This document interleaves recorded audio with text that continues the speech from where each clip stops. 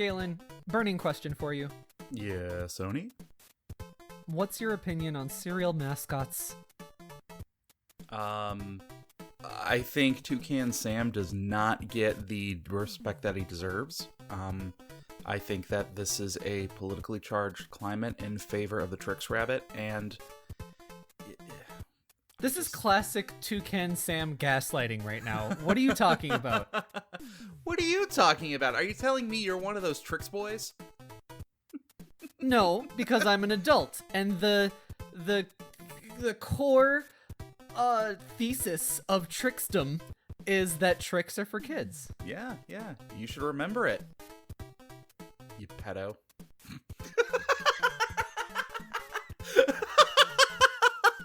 Hate you. I had no idea where I was going with that. Yeah, neither do I. I'll tell you where you're going off the show.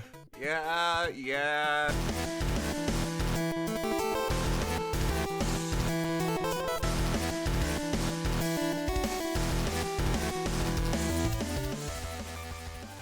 Hello, lovely listeners. Friends, thank you for joining us today on the Nintendo Everything Podcast, episode 94.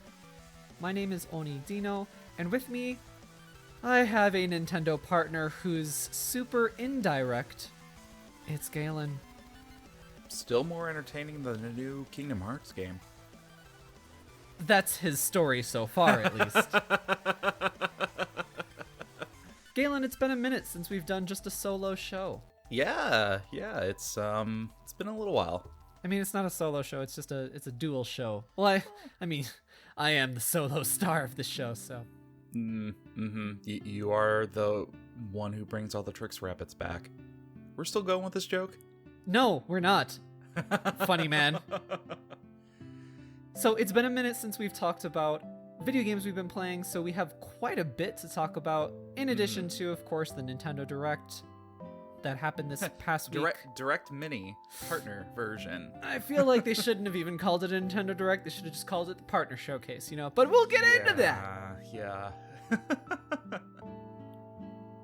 A quick reminder that we are a weekly show. Episodes go live every Sunday.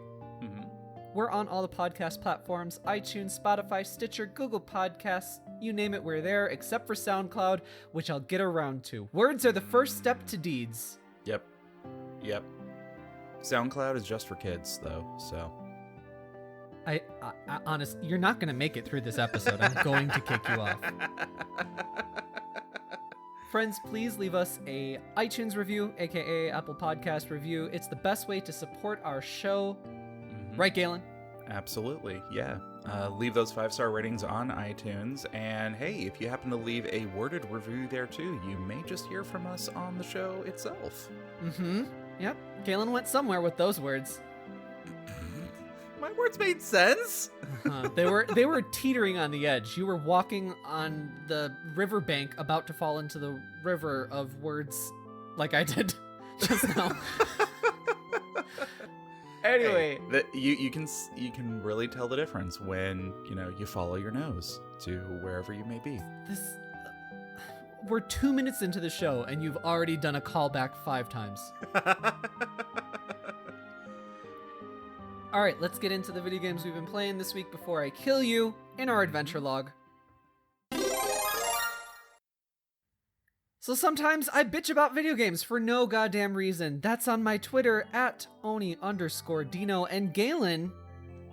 I always give the highest of compliments and memes on Twitter at Mobius087. Keep your expectations low. So this week, Galen,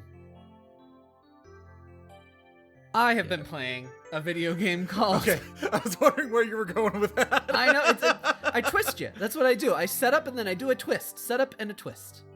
What is that called? That's a thing. I forgot what it's called. It's something backwards. You tricky bastard.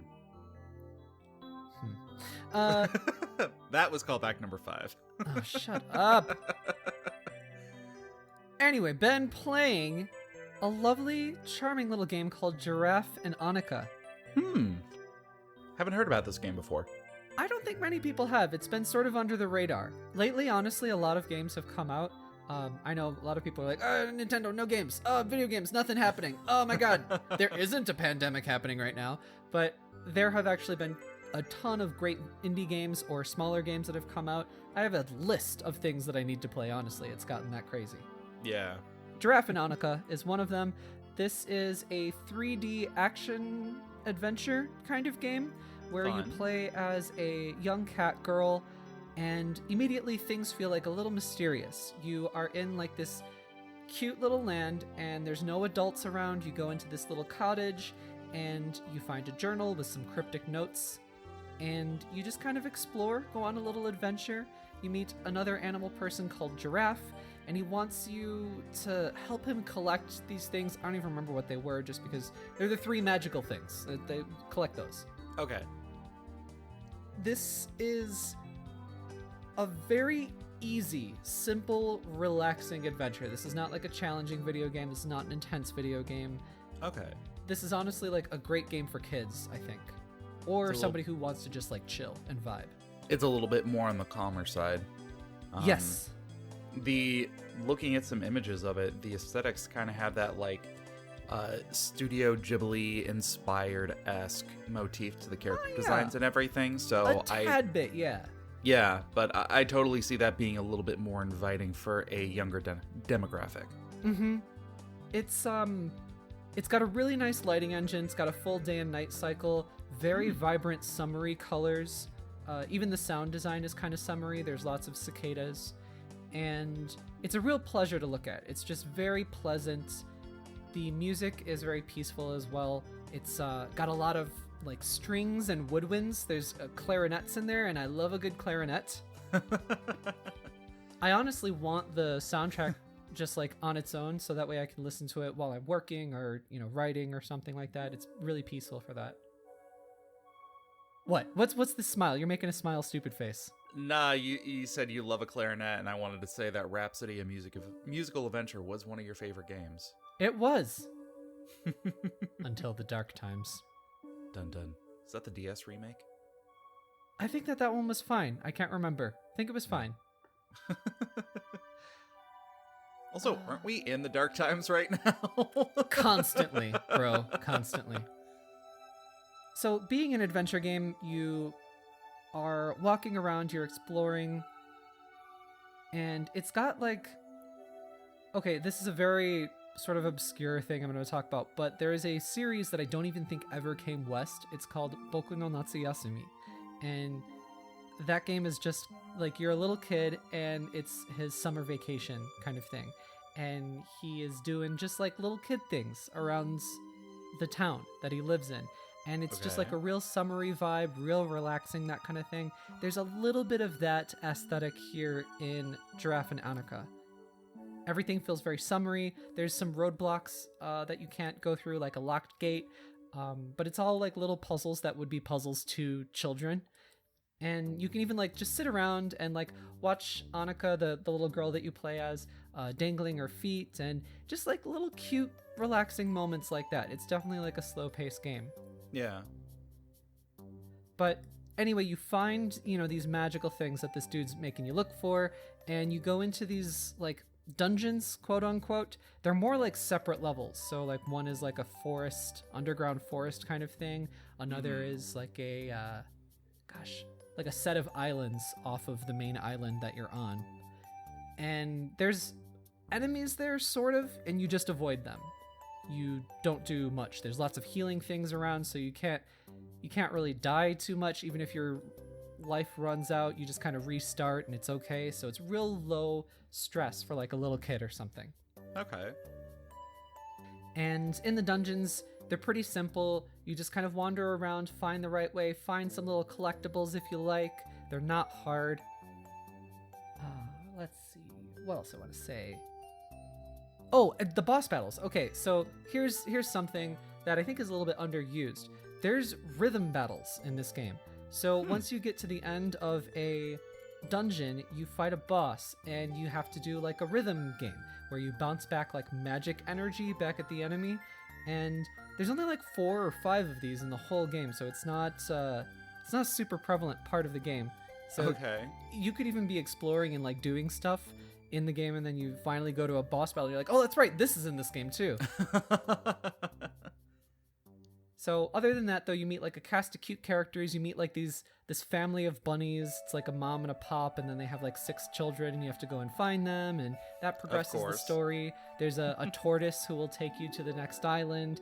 There's this big bird who likes to sculpt, and there's all along, there's like this little mystery that's happening too, that you get little bits and pieces of memories or information, and it's just a really pleasant little cute game. Nice. It sounds very relaxing, and it also sounds like a good introductory game into just it. You said this was like an adventure / exploration game, right? Yeah, like a 3D adventure game. So like if a kid that's not like, 5, but maybe a little bit older, they kind of understand mechanics maybe a little bit better. Now, seeing that you have a tad bit more experience than a, 5-year-old gamer for the first time, I will kick your butt, Nintendo. How was it as somebody who? How was it as an experience for you? It was very nice. I have to be in the right mindset to play it, but it is a very relaxing game. Nothing stressful is happening. The world is very pleasant to look at. On Switch, I'm pretty sure it's an Unreal Engine 4 game. It just kind of feels like that. Mm-hmm. On Switch, it looks good. I'm sure it looks better on PS4 or PC, but on Switch, it looks fine. There's pop-in in the distance, and whatever, that is what it is. But you get a nice summery vibe, and I found myself kind of smirking a little bit while I was playing it, just because it was chill. It's real nice. But one thing that definitely is a bother with this game is the controls. They definitely feel too floaty and not as tight or weighty as I'd like it to be. I never had a problem with the controls, like functionality-wise, like, through going through the game and solving puzzles or anything.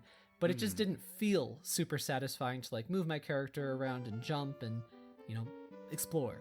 It was just kind of okay. A good example of this is your main character's walking cycle. Her animations are fine. They're nice, her walking animation. But it just feels like she's walking and then she's on a conveyor belt or she's on ice. Mm-hmm. And you know what I mean? Like she takes a step, but she just kind of keeps going a whole lot instead of like, it feels like she takes a step. And it feels like maybe, it was programmed to do the default Unreal Engine 4 walking cycle. Or walking speed or something, and then they just left it instead of being like, okay, here's our base, we got to tweak it for our game to make sure it feels right for our game. And they didn't do that. That's just like that's an analogy. I'm known for my analogies, Galen. Yes, you are. Yes, you are. Like a windsock of a human being. Blowing in the wrong direction.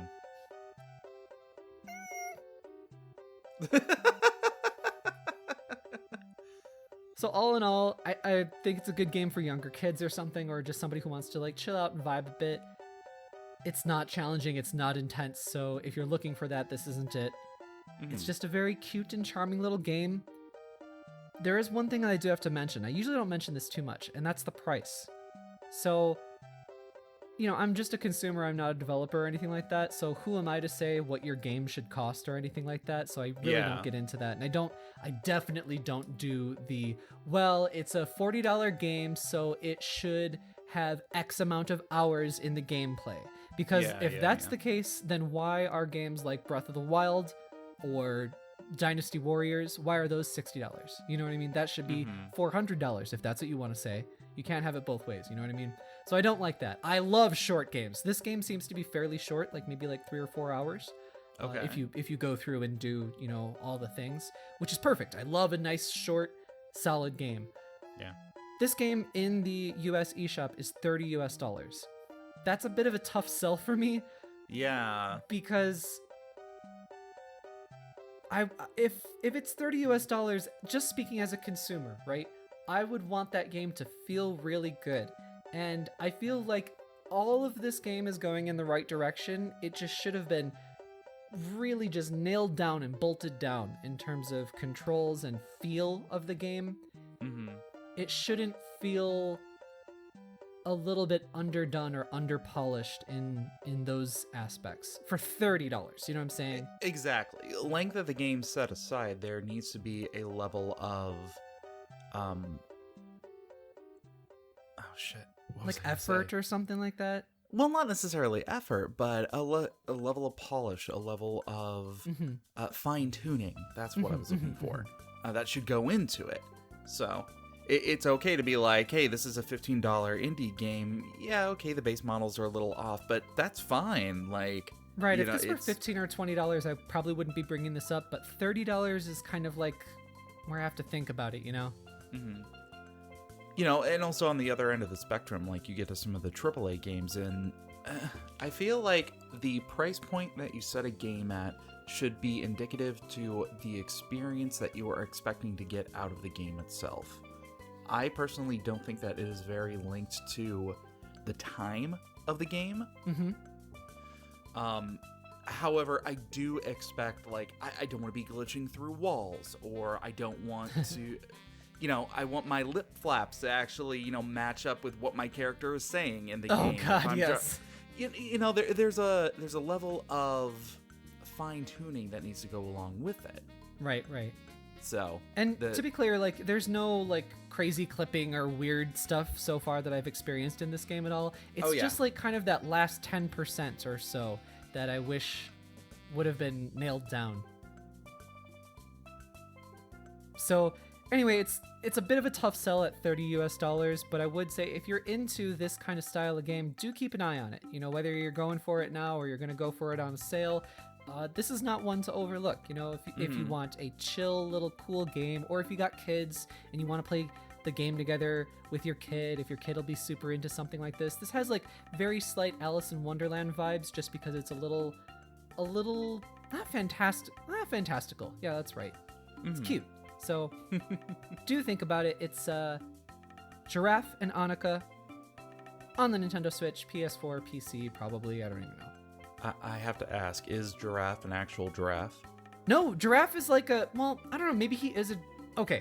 So they're human, they're human animal people, right? Okay. So your character is like a cat person, and Giraffe, I think, is like a giraffe person, but he doesn't have like a long neck or anything. He has a human body and like an animal face and ears. So I don't know, but I think that there's some mysteries definitely involved with this. You get like these really weird flashbacks later on after you beat a boss or whatever. So I am actually intrigued by the story because I'm like, this is a cute little game. It's short enough. I do want to see this to the very end. So maybe I'll be talking about this later. You know, that's how they get you to begin with, because once you finish the game and go into New Game Plus, it just becomes a gigantic murder mystery. I'm sure it won't. So, Galen. Yes. Speaking of playing as characters who are animals, you have been playing. Kinda. You have been playing. I have been playing more of Spiritfarer. I was going to say Sentinels of Freedom. Oh, I've been playing that too. Setup and then a twist. That's what I do. Shamalimelian.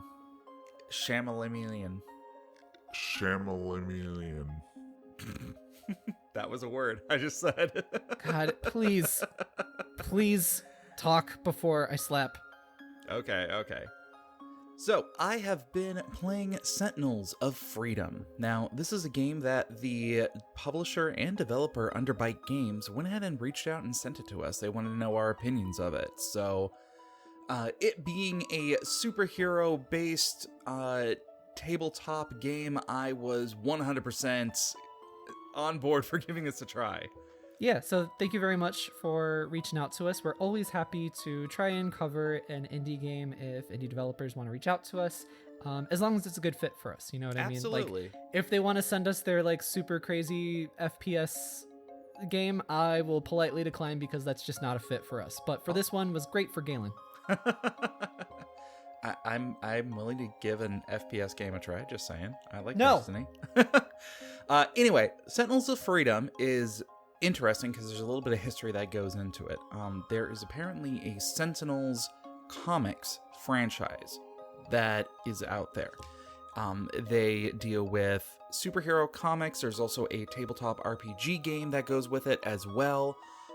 There are a lot of avenues to kind of get into this world and this connected universe. Huh, I didn't know any of this. I didn't either. I hadn't really heard of the comic series beforehand. The game itself is kind of a play on that tabletop RPG aesthetic. So kind of the same way where like one of the Baldur's Gates games are based off of Dungeons and Dragons. Same kind of thing here. Gotcha. If you are playing it, expect to be playing a turn-based, not turn-based. Oh yeah, turn-based. A turn-based RPG with a tabletop format. So think Mario's and Rabbids or XCOM. All of the Marios, the multiple Marios that are in that game. Exactly. You are moving around. You are commanding your different superheroes and fighting thugs and villains who all have this very quirky attitude to them. It is very Golden Age comics feeling with some of the campiness that some of these characters come through. What I like about this game is that it has a lot of freedoms for you. It lets you create a character after you go through the tutorial section, and there's a surprising amount of variety that goes into how you make your character. Beyond that, you also set up the background of your character itself, and that helps dictates your superpowers and your abilities, both passive and active, that you are selecting. So it really gives you the freedom to kind of make a character that you would want to make. Beyond that, the writing is also pretty good as well. When you are actually in conversations, it gives you a variety of choices to be able to make as your character, and that really kind of dictates how your character is. Are they more stoic? Are they more grounded and down to earth? Are you a good boy Superman, a, gruff boy Batman, or a quirky boy Flash? I don't know. Galen, you chose quirky, didn't you? I did quirky. I knew it. See, we all want to live out our own fantasies in video game. But it's the things that we definitely aren't. The things that go on, continue. We eat. You are what you eat. So, Galen, tell me about Sentinels of Freedom.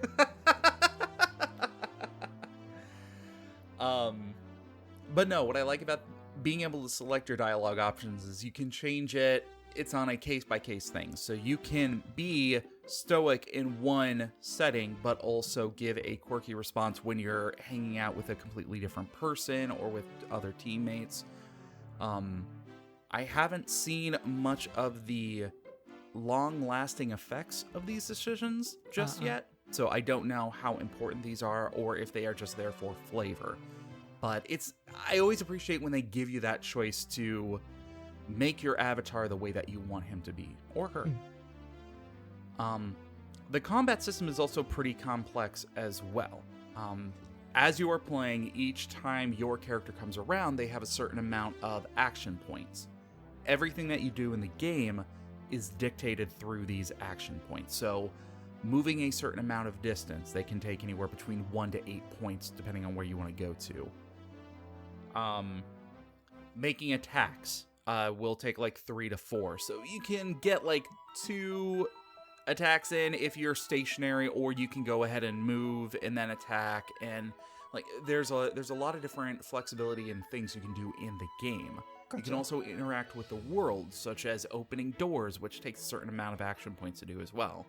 So there's a lot of planning and complexity in what you want to do there.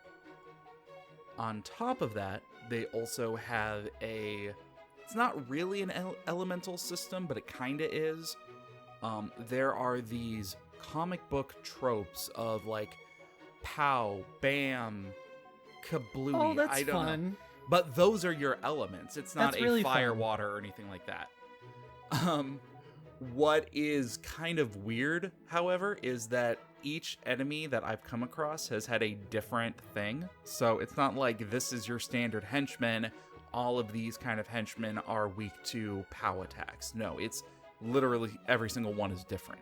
Oh, so it's not just like, okay, this type of enemy has this weakness. It's more like a random. Correct. Oh, so I like that less. Well, I like it because it does keep combat interesting. So makes it a little bit more complex past the Fire Emblem trope of, hey, you've got all of your axe wielders over here, well, I'll send my sword guy and that's good. No, you need to plan out a little bit more than that. And it also doesn't penalize you that much if you don't match up your things in the right way, because it's not necessarily a damage output type thing. It is a matter of how easy it is to hit that person, because there's an accuracy boost. Correct. There's a element of chance to whether you're actually going to hit or not. So. With that being said, this game definitely has its flaws. Okay. One thing being that the camera is terrible. It is so bad. But it's a top-down kind of tactical thing, no? It is a top-down tactical thing, but it's also set up in a 3D environment so that the environment doesn't break away when the camera is in between a wall and you. So there's a lot of like moving the camera around, trying to get it in just the right place, just in order to see where the heck you are or where it is that you want to go. It's very easy to miss something that might be hiding behind a wall, not from any fault of your own, but more of a fault of it's hiding behind a camera that should have intuitively broken away on its own to reveal everything that was hiding behind there. So, and on top of that, everything outside of the map is just black, empty void. So there's a couple of beginning levels where you're thwarting a bank heist, and it is a trek to try to like navigate through the hallways and through the different rooms. Oh, that's a shame. Yeah. In fact, I found the controls of the game all in all very unintuitive. I have a feeling like this game also came out for Steam, and I could very much tell that this game would be better suited on the PC versus on the Switch. The idea of moving your cursor around to a particular area, there is a lag or a slowness to how quickly you can move the camera or move your cursor around. So, and there's no option to like speed that up or slow it down? Not that I've been able to find. I'd have to check the settings again, but I didn't see it when it was in there. Gotcha. On top of that, you know how in Mario and Rabbids there are, you can move to a certain location and then make an attack, but you can chain that all together as one thing. So while you're putting in parts of the command, it ultimately comes up as one thing, correct? Yeah, in Mario and Rabbids, you could choose to move and then a jump and then go inside of the pipe and then all that stuff, and it wouldn't actually happen until you said commence all of those actions at once. Yes, this is not like that in this game. Okay. There have been a lot of times where... Also, I should point out that a lot of the attacks that you're making have a radii to them. So if you're doing a melee, as long as you're within this circle around your character, you're good. If you're making a long range, as long as you're facing in this certain direction and you're within this cone, feasibly you can go ahead and make this attack. It's weird because you have to keep that in mind, because it doesn't let you know where that cone is after you move your character until you've already made the move. Oh, so you can't even like plan out your attack or test it out or anything like that? You can, but it's really, you have to do it in your mind as opposed to the game kind of breaking down that, that ease of barrier for you and kind of doing it for you. But it's a visual thing as well, so like even if you visually... Well, I should say, even if you mentally assume that you would be the enemy would be within your cone of hit or something like that, the game could just be like, no, this is actually like too far away. And sort of, yeah. It would feel like maybe it's not even your fault kind of thing, right? Which, if you have played games like Warhammer 40k or anything like that, I mean, that is technically how a tabletop format is supposed to go. That's something you need to keep in mind. But it's very jarring not to have that in a game. Like, have been plenty of times that I know I want to run up right next to this person and do a melee attack. Very simple. Well, it wants me to make the action and make the selection of moving the character to this person, watch my character move around, then I have to go back into the menu, select it, reselect the person. Like, there's a lot of steps that go into the process of actually doing what you want to do in the game that just feels like it slows down the entire thing. Mm-hmm. So I really wish they would have taken a page from Mario and Rabbids and streamlined this process a little bit more. Gotcha. And then my only other complaint of the game is really they could do a little bit of a better job on introducing new concepts into the game. Because the tutorial that they throw you in is very abrupt, and they don't explain to you that, oh, hey, guess what? You've got 2 different styles for every character, and you can only do attacks depending on what style you're in. So you have to plan out what moves do you want accessible to you as you're going and making your actions. You can't switch on the fly, or... No. Well, you can, but it takes actions in order to do that. Ah. But you can also end your turn, and when you end your turn, you choose what stance or what style you actually want to be in. So there's Can you an stack element your of points? Like if you have like 3 leftover points? No, Okay, they don't roll over. Huh. So, yeah. It's an interesting game altogether. It is very much being somebody who is into that kind of like tabletop RPG games like D&D. I see what this game is doing, and I appreciate a lot of what it's doing. Mm-hmm.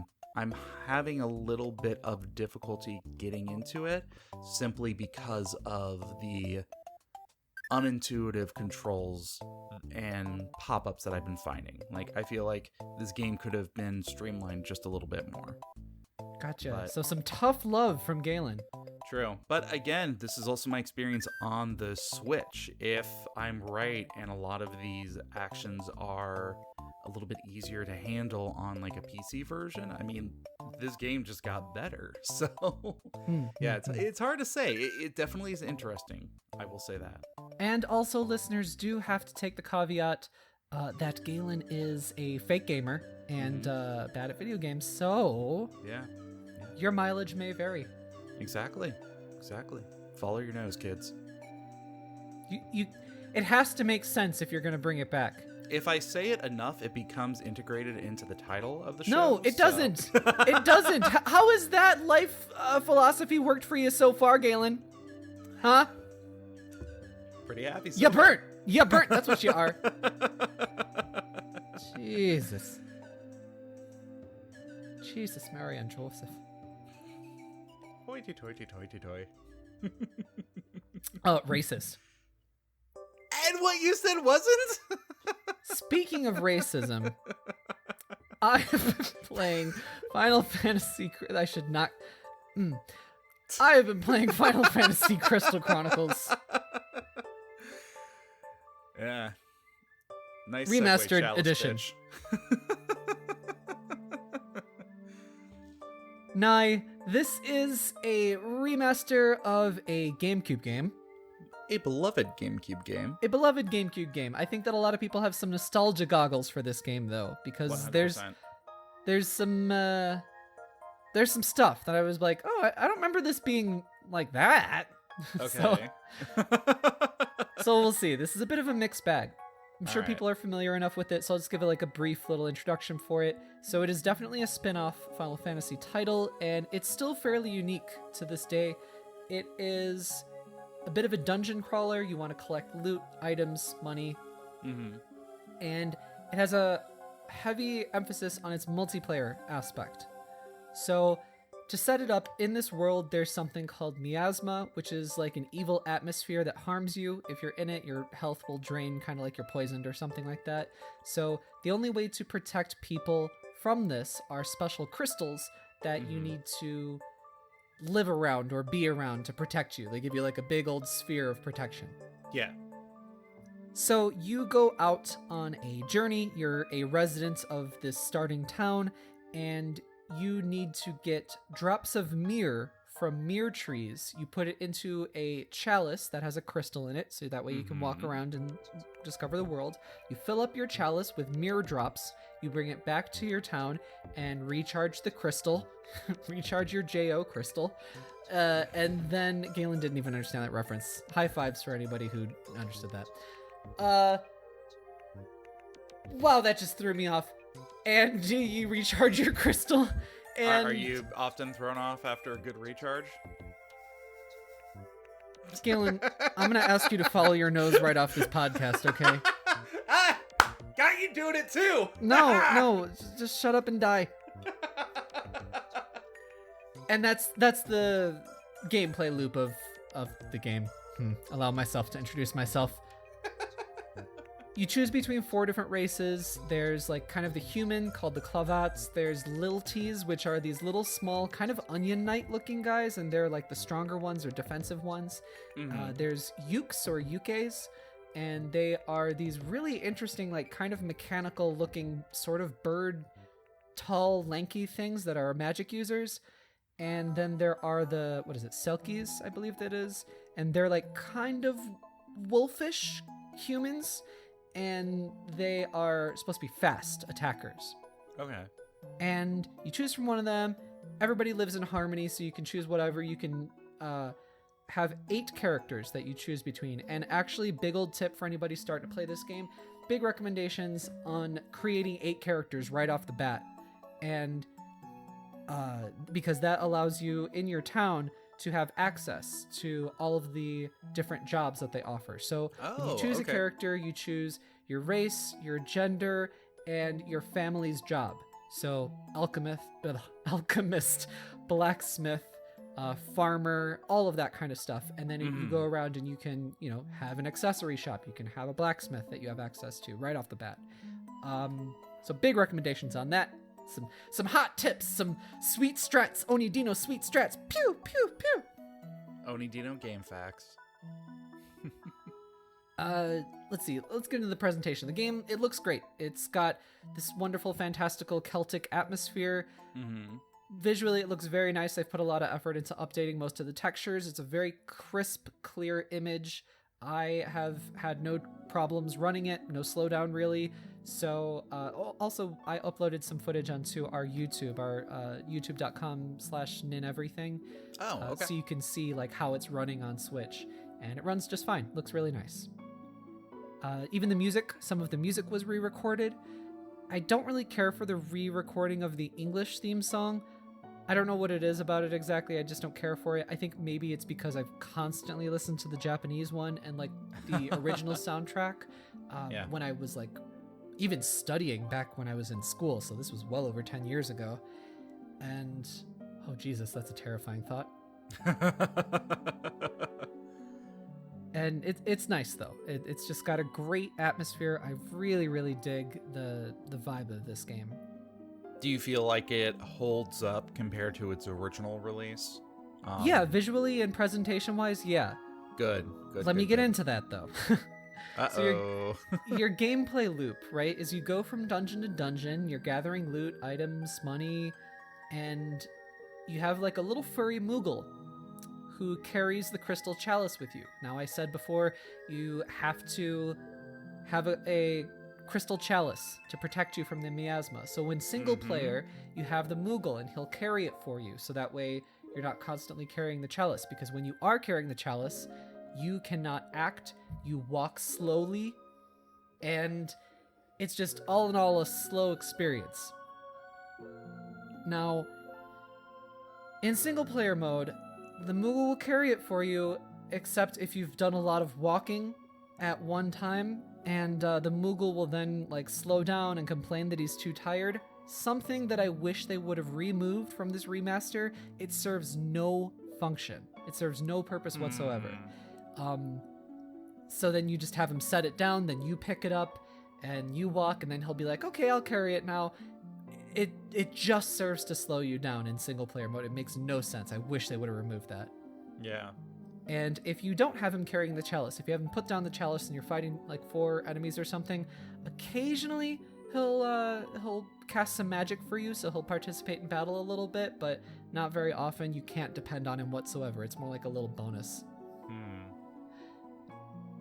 The camera, when you're in dungeons, does bother me a little bit because it seems to focus on the chalice as opposed to your main character that you're playing as. Oh, no. It seems like it.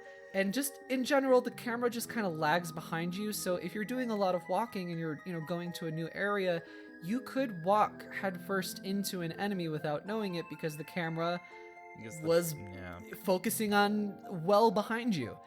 And that's a little frustrating. I wish in the remaster they would have mapped to, say, the right stick. They would have mapped the ability to sort of nudge the camera in the direction that you're going to go toward, just to, like, give you a heads up of what's coming where you're walking. It just kind of feels slow, and that's sort of another point that I have with this game, is that the whole experience, the battles, the dungeon exploration, the menu systems, everything just feels a bit slow. Nothing feels snappy, and that's something that is aged. That doesn't feel very modern. Have you been playing the game primarily in single player, or have you been playing any multiplayer with this? I will get into that. Oh, okay. In battle, you have one action, and this sort of lends to the slowness. You have one action that you can do at a time. This, like, think back to the GameCube controller, where it was A was the button, then there's B, Y, and X around it. So it's kind of like that. You have to swap between your different actions using your L and R buttons, so you can't press A to attack and B to defend. Something I wish they would have reworked for this remaster. Yeah. You press A to do your action. So A to attack while you're on the attack command, then you press the L or the R button to swap your command to defend, then you press A to defend. Does that make sense? You're not listening, are you, Galen? No, I 100% am. I don't think you are. It's not a... It removes that. Don't even try. No, don't even try to dig yourself out of the hole that you've buried yourself into. No, what you're saying makes perfect sense. I know that. I just don't think you were listening to it. Then explain more. I will. Okay. Your own fingers.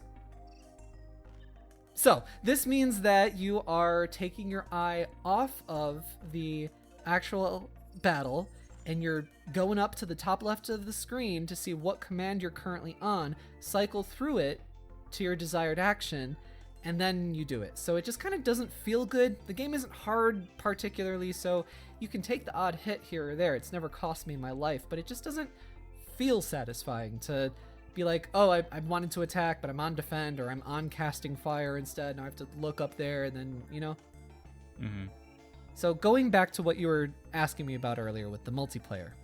Yeah. This game doesn't have local multiplayer, which is weird to say the least.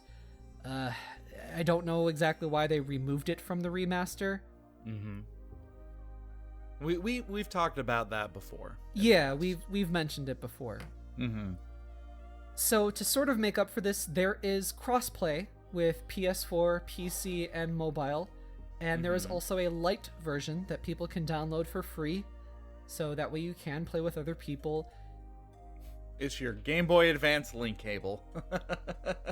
Your narrative goal, like I sort of alluded to earlier, is that you collect drops of mirror from trees after defeating a dungeon, and you bring it back to your village, and that's how the game progresses, and you get further into the game. If you play a dungeon and get a drop of mirror, only the host gets the mirror drop. The other players do not, the people that joined the game. Even if they own their own copy? Correct. Only the host gets that. So I don't like that. I'm looking at my notes here. I took a lot of notes for the game. So the people that join the game, they will only collect loot, similar to like Monster Hunter or something like that, or just get the satisfaction of playing along with you and leveling up. And you could hypothetically go into a higher level dungeon than you should be in and then get higher loot than what you would normally be getting. I don't really like that in games anyway. I don't like breaking up the design of the game anyway, so that's not for me, but some Monster Hunter type people would like that. But anyway, to progress in their own game, the people who joined the game, they would have to then play this same level again on their own in single player, or host a match online to replay that same level to get that mirror drop to progress the story. That sounds so backwards. Yes, like, it oh my God. de-incentivizes you to join a match versus hosting one, which is bad for online matchmaking, in theory. Exactly. Well, and one of the reasons why I feel like this game is so beloved and why people have nostalgia goggles on for it is because of how great of a couch co-op experience it was to have. Yeah, because in part, when you're playing with other people to cast really high-level magic, you guys only need one spell of fire. So if you have 3 people, each of them has just fire, you go to cast it. When you cast it, there's like a little circle of where it's going to happen at. And if the 3 of you overlap and cast fire at the same time, then you will cast Fire-a-Ga, and it does a full screen attack, and it's really satisfying to do that. When you have somebody sitting right next to you, it's easy to communicate that. You have to be talking to somebody online. I don't want to talk to anybody online. Have you seen the kind of people out here? Manners. Who needs them? They do. Well, and on top of that, if you have a full team of 4, one person can be dedicated to just carrying around the chalice, thus kind of removing that whole slowdown, and you can move around the dungeon at the pace that you want to. Kind of. When you're carrying the chalice, you move slower than normal. So your characters still have to sort of, wait for you. It's true, but at the very least, you don't have some NPC saying, hey, we need to slow down and I need to take a break or something like that. It's like, that's part of the reason why, my joke of the whole, hey, chalice bitch kind of came in, because I've never played this game solo. I have only played it when going over to other friends' houses, and I was always stuck with carrying around the chalice. Right, and that's why I have very weird memories when it comes to my nostalgia of this game. Like, you have no melodies of memories. You just have weird memories. I see what you did there. It's so... I remember hanging out with my friends and having that be the catalyst to us hanging out more than I remember this game favorably because I had good times while having. So on that note, the region locking for the matchmaking is also an issue. You, like, for example, if I'm in the States... Yeah, if I'm in the States, I can't play with somebody in Japan. And I don't know to what extent the region locking is. I assume it's probably like North America, Europe, Japan, that's kind of the standard. But then what about our friends in all the other territories? I don't know. So it's not a deal breaker, but it is a marred experience, and it just sort of puts a damper on the whole idea of playing the game online in general. And I think that you need to reconnect and make a new room or join a new room for each dungeon every time that you need to join in, because you don't walk around in towns together or anything like that. You just play the dungeons together, and that's the only online aspect. And dungeons aren't that long, so you're going to be doing that quite often. Dungeons aren't like a half hour long or something like that usually. This is really sounding like kind of a whiff on the spirit of the original game, and like on what people actually wanted. Like, granted, people have been saying, hey, I want a remake of this. Hey, I want a remake of this. Hey, I want a remaster of this one. And here's a company saying, hey, you got it. And it's like, well, yeah, but this isn't anything that we actually were asking for. So it seems when a lot of remasters happen with like Square Enix games, there's always like something, And so like there's this with this. I remember Chrono Trigger on mobile and I think Steam was a huge embarrassment visually, which is a shame because, Chrono Trigger is a gorgeous game visually. I think they did eventually fix that. I remember there was bugs in the Final Fantasy VII, the original game, like the remaster of the original game, where the music would loop weird, or it wouldn't loop like it was supposed to. There was some other stuff in some of the other games. I don't know. It's just a little bit of a trend I'm noticing with like little things that mar the experience. Those things before that I mentioned in those other games, they fixed. I'm hoping they can fix something with this. One last thing that I definitely have to mention is that I have not been able to play online. I don't know what's going on. I thought it was just because the game hadn't like updated or something like that. Just before we started recording, and we're recording on Saturday the 29th, so one day before our podcast goes live, I tried to play a game online, set out together. It says that it's not available or whatever. And so I put a post on my Twitter just now, and I was like, has anybody been able to play online? Because I know people are buying it. Like, I know it exists. So And I know that is a huge detriment to you, because you often play video games anytime I talk or speak or anything, because you just need something to get you through the conversation. So I'm sorry that you weren't able to do that. Hold on, I'm leveling up. Shut up. So it's a real shame, because I'm having fun with the game when I'm playing it in single player, and I know that like the appeal of the game is definitely multiplayer. So I want to play this game more. I want to have more fun with it. Lovely listeners, please hit me up on Twitter at Oni_Dino, and I would love to play with you guys online. Let's figure this out. I don't know why it's not working. Yeah, honestly, I have been very skeptical of this game when I heard that they were removing the local co-op of it, and I'm probably, even though there's like a free version, I'm probably not going to download it until I hear that the experience is better. Well, I do recommend everybody do download the demo, the light version or whatever it is. Go to the eShop and download that 'cause it's free. Try it out for sure. Yeah. We need to play online. But why don't you give me some happy news, Galen, about the game of death, Spiritfarer. Yes, it is the happiest, most heartwarming game involving loss and redemption that I have ever played. So, I spoke a little bit about this game last week, but in case you didn't pick up on that one, I have recently been playing Spiritfarer, and I am absolutely charmed and enamored by this game. Chammered, some may say. Chammered, yeah, that's a word. This game was developed by Thunder Lotus Games and recently had just come out. You play as the new farer of spirits, moving the departed into the afterlife. But you want to make sure that before they move on, that they take no baggage or anything like that with them.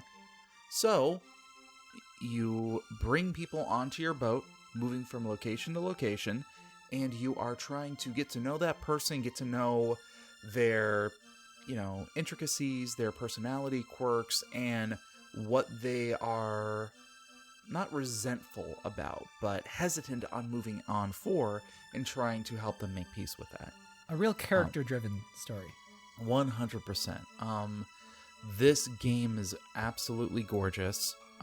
The sprite work is so detailed and so nuanced with how the characters are moving, how they react to things. A lot of these spirits that you are bringing onto your boat, they have what they call their true forms or whatever, and you don't know what this true form is until they actually come on board. And they usually take on some anthropomorphic animal persona of some type. So far, I've had like a gigantic toad who used to be my uncle who absolutely loves food. My best friend who was a deer who is just chain smoking and has a gigantic fluffy collar scarf type thing. Listen, Galen, we all know you want to the deer. You brought it up last week as well. You are a sex pervert. There was a spirit who was really into gardening who could help me with the garden that I established on my boat. And when I brought her on board, turns out it's a snake. And I was like, oh, garden snake. Oh, I get it. Hey, I am in with the joke. I clapped when I saw it. I did the thing. No, but this game is incredibly heartwarming with all of its small details that are in there. Now, I've had some people ask me, and they're more under the assumption that this is an explorative game, and it is to an extent. The game focuses more on being a time management game. Everything that you are doing in the game has some sort of time limit to it that you need to balance out as you're going around. Is it stressful? Because a time element in games can really, really affect my experience with it. Like, for example, Majora's Mask, when that first came out, that stressed me the shit out. I couldn't do it. Yeah.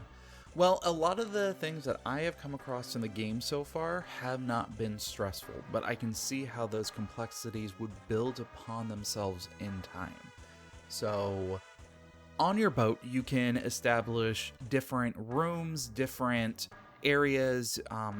So far, I have a garden, a field, a kitchen, and a guest house. And you can you can choose that kind of stuff, almost like a little bit of a Dark Cloud aspect.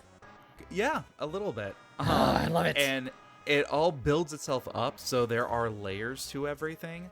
And some of the mini games that you can actually go on to when you are trying to collect resources, like there is this dark miasma-filled area that you come across, and they have all of these floating jellyfish that fly past your boat, and you have to go and run into them as you try to catch them. Well, if you build up your boat with really high buildings, that gives you more flexibility and more platforms to be able to stand on to reach where these jellyfish might be flying through. Beyond that, you also have all of the spirits that are actually on your boat that are helping you. Some give you advice as you're going along, some you can assign different tasks to, but all of them have an emotional gauge that you need to kind of like keep an eye on. I've not come across any point with anything that has detracted from the character's emotions, but I feel a little bit early on in the game, so I'm sure that's going to be coming around soon. You do have to feed all of your spirits, and they all have food preferences as well as a favorite food. So some of them are picky eaters, like the deer, for example. She doesn't like eating the same thing twice, but other than that, she's not really that picky, but she absolutely loves comfort food, so she'll get more of a bonus if you give her that, and her absolute favorite food is black coffee. So you go over to your garden, you plant coffee beans, and you wait for the coffee plant to grow so you can get some fresh ones, and then you go over, you cook those, you give them to her, and it's just the most heartwarming experience. But then you got to do something different for each of the other animals that are on there. That's how you go to Pound Town with the deer. Oh, absolutely. So, never do that for $2 ever again. You know what? Not bad. I don't know if you meant to do that, but that was not bad. I meant to do that. It was okay. Little bit of a side story here. No. When I used to work in retail, I had this old guy who came in, and I was setting up his cell phone for him. Was he white? Yes, he was an old white guy. But he said, "Hey, you want to hear a joke?" I'm like, "All right, sure." What did the deer say as she came out of the woods? I don't know what. I'll never do that for $2 ever again. No context, no pretense or anything like that. This joke came out of nowhere, and it has just been one of my favorite random jokes of all time, just to like pull out of nowhere just cuz. Galen, I don't know if you should have revealed that, because that makes you less clever in hindsight. Well, you're the editor. I'll let you be the deciding factor here. Nothing. Now hurry on with this story so I have to edit this podcast less. Okay. Less. You gotta edit that part. Breast. No, this game is absolutely fantastic. There is also a 2-player element, as I said before, and I was correct. The person who is playing co-op gets to play as the little cat that you have along on your journey. I was looking a little bit ahead on what are some of the things that you can do in the game, and one of the things is you can get a forge on your boat. And the mini game is that after you put the fire in, you have to stoke the fire and kind of move from point A to point B in order to, push air into the forge. Well, if you're playing in co-op, the co-op partner can just take one side of it, and it just becomes that much easier in order to do. But where the charm of the game comes on is it's a cat. In order to gain the weight, in order to actually push it down, the little spirit orb that the cat has turns into an or an anvil and just it turns into an anvil, and you see the cat just like surprisingly plop down on the ground through the weight of this, and it's just absolutely adorable and charming. So, has your wife been playing it with you at all? No, not yet, but she has been watching every time I've been playing it, and she was saying, hey, should I pick up my own copy? And I'm just like, no, you could just either play with me or just play on my Switch when I'm not here. Yeah, so, yeah, spend less. Yeah. She's actually been playing Saints Row the Third, actually. Oh, yeah. Did she get it on sale? It was on sale. Yeah. Okay, good. Yeah. Good. So I'm always so happy for people when they get things on sale.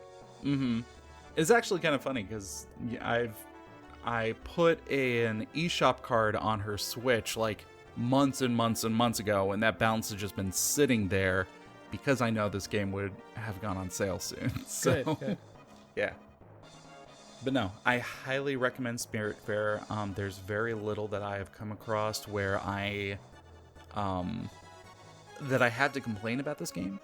My only complaint is that I wish that the camera would focus a little bit more on the character as opposed to the overall surrounding. I feel that the camera is a little bit pulled back a bit, and it's sometimes kind of hard to focus on where your character is and where the character is to select things.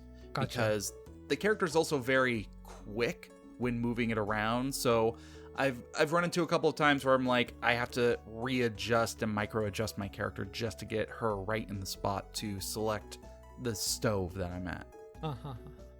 But other than that, only complaining of the game so far. Well, you sound in love. You sound chammered with this game. I'm very glad to hear it. Absolutely chammered. We love talking about indie games.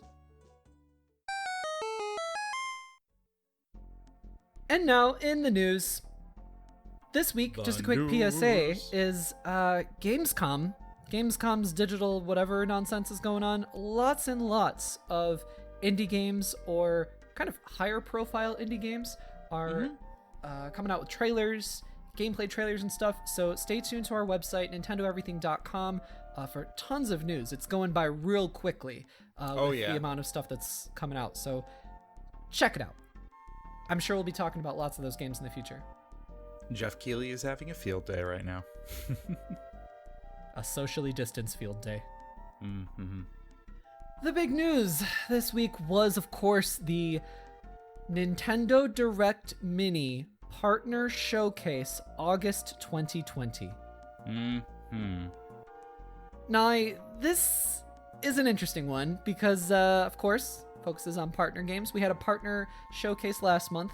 According to the title of these things, we might be getting one every month, so that's pretty cool. Love the idea of a partner showcase. Last time, we got Shin Megami Tensei 3 Nocturne announcement. We also got a little bit more of a tease on Shin Megami Tensei 5. Yeah. Also, I'd like to point out that the one that we got this month was a lot longer than the last one. Like, the first one that they did, they only... longer. Well, they had 5 different games when they came out with it for the first time back in June? July. Where this one they had 9 to 12, depending on if you want to count the sizzle reel or not. I see. So, getting right into it, this was generally unimpressive for lots of people. I think general, reaction to this was unimpressed. We'll talk about that, I think, at the end, but let's just go through the games a little bit. Yeah. Right off the bat was Kingdom Hearts Melody of Memories. Okay. We talked about this game already. We knew about it already, so it was kind of weird to be included in the showcase. Yeah, this was more of a recap video of if you didn't catch the whatever original announcement was. It's, hey, by the way, this is still coming out. So you can learn the story so far with this game by playing through song, a rhythm action game, which cool, the Kingdom Hearts has lots of iconic music, so it's only natural that this kind of game would come out. Yeah. My favorite part was when they were like showing it and they're like, and you can play through the whole games and learn what's going on. almost as if you can actually play the games on your Nintendo Switch, but not really. Oh, jeez. And there's going to be exclusive story content. So if you're Yes. one of those weirdos, they're weirdos who believe the story of Kingdom Hearts makes sense or even matters at all, you can enjoy this. They lost me at time travel. I really tried for the longest time to follow it, and then Xehanort went back in time, and he went ahead and fought the Keyblade Darkness. I'm like, no, done, no. And his nobody was also part of his somebody. And he wants to be everybody. And Diz God and damn. Ansem and oh goodness gracious, God, my brain hurts. And then Mickey did the fusion dance with Sora and became Siki, and Siki? Wait, no, that's Siki? my OC. Is that what he became? No, God, I have no idea. Uh-huh. Kingdom Hearts is ridiculous. So It's Kingdom Hearts. There's nothing more that needs to be said. So, game's coming out November 13th. the Tetsuya Nomura-ness of Kingdom Hearts and the infection, the insidious infection that is his storytelling is just like Alex Kurtzman in everything that he touches. Really, Yeah. I'm done with it. Mm-hmm. That's what started off the showcase. And then they moved on to a game called Fuser? What is this game? Yep, it's Fuser Mood Mix. This is done by Harmonix, so they're the guys who did the original Guitar Hero. They were the ones who also branched out to do Rock Band. I looked it up. I think they did a couple of Dance Centrals at some point. This is a DJ mixing based game, so there is some very popular music that they have in there, and the idea is that you are taking sound bites and sound clips and mixing it together to your own quote original songs. Yeah, and this started off with, bless her heart, this girl trying just 5% too hard, and it came off as like kind of YouTube-y, you know? Like, what's up, guys? I'm really excited to talk to you about this great thing. You know what I mean? That kind of thing. Yeah. Just 5% a little too much, and bless her Just heart. had a you know, little she's bit trying. too much coffee right beforehand. I don't know. It wasn't like over energetic. It was just that it came off as a bit disingenuous, I guess. I don't know. It's a hyper specific thing that I find very, very bothersome for me, just talking me. So that's why I only bring it up. Yeah. Well, and I will say that she did do a good job on the attitude and energy she brought to explaining the game. Seemed to match the tone of the game as a whole, because especially when they talked about like the rating systems and how people can give you ratings through emojis, and you can rate your friend's song as well. And hey, I really like this one. You know what? Chef kiss emoji. That's gonna be great. I'm just like, It felt like developer dad jokes. not for me, but I recognize that it's for someone. Yeah. I'm sure. But it did come off as a little bit like try-hardy, therefore disconnected from their audience. You know what I mean? They went the right direction with it, but I feel like they could have just dialed it back a little bit. It just kind of came off as a little desperate, I guess. I don't know. I don't want to poo-poo somebody's work. You know what I mean? Which, to me, actually is a little bit of a shame, because I went in and looked more into this game, and actually watching some of the gameplay of it, it looks really interesting. On that topic, I don't think that they did a very good job of showing off or, like, explaining, like, what the mechanic was. Like, I just kind of saw it, and I was like, this looks like an Instagram live feed with emojis flying up, or a Nico stream with words and shit flying across the stream. Yeah, this almost I don't know. felt It like made me last feel minute very 35 years old. Okay, damn it. Just made me feel my age. Yeah, go on. This entire thing seemed very last minute with how it was presented in this setting. Yeah. Because I feel like there's more to this game, and especially because we don't have a whole lot of rhythm-based games that are out right now, especially of this kind of like... do. Oh. Maybe that, not that you know, Mr. Uninformed Fake Gamer. Well, I was about to say there were 4 in this, partner showcase that were being... There was a lot of announced at the rhythm same- games. Yeah, Kingdom Hearts, Fuser, the... You don't need to name them all. All right. Yeah. moving on from Fuser. Moving on to our next rhythm game. Yes. And this is something I think I brought up at the Nintendo Indie World Showcase or whatever it was called, where I said, or something, it was really well paced out or something like that about a different showcase where they had a lot of variety, and I compared it to like the Xbox showcase where there was a lot of samey stuff, so then you kind of forget what was even in there because they kind of blended together. This particular showcase, the collection of games that they chose, I was surprised there were so many rhythm games because it just kind of blended together a bit, Mm-hmm. So no, absolutely.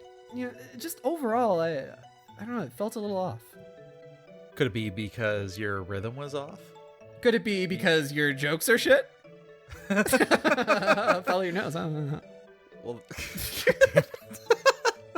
the next game was Taiko no Tatsujin. Yes. The rhythm adventure pack or whatever it's called, which is cool. This is a game that sometimes doesn't get localized for the West. No, not at all. So tell us about this game.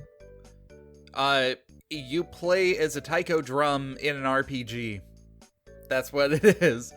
It is kind of cool. It looks like Bandai Namco went ahead and put both the first and second of the rhythmic adventure games together in one pack, which is kind of nice. Yeah. Especially when you're introducing a series to the West for the first time.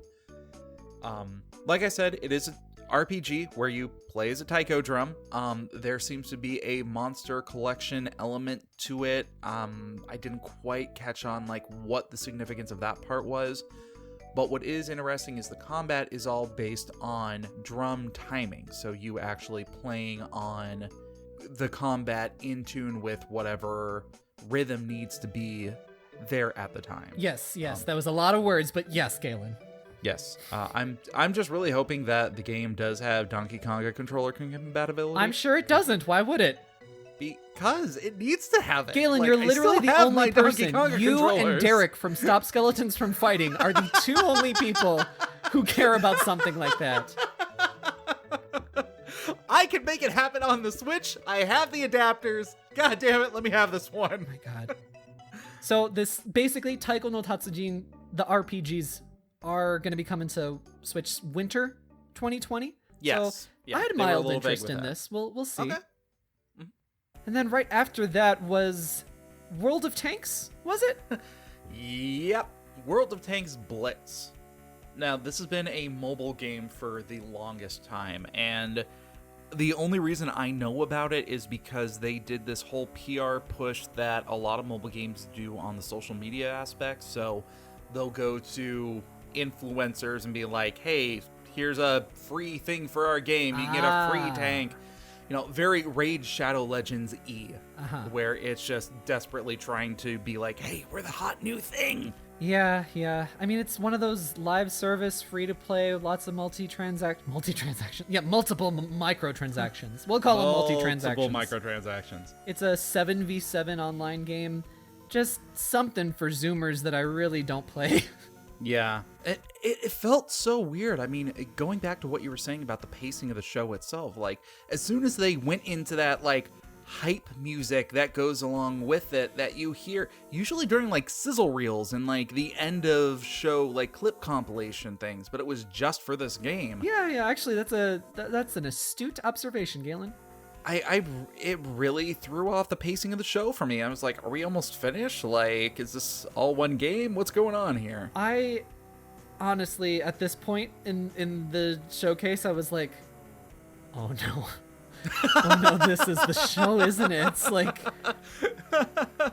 there's nothing, and you know what? It's fine. This show doesn't need to be for me. I'm disappointed, but I'm not upset. I'm not angry. Nothing like that. We'll get to that topic in a little bit, but yeah.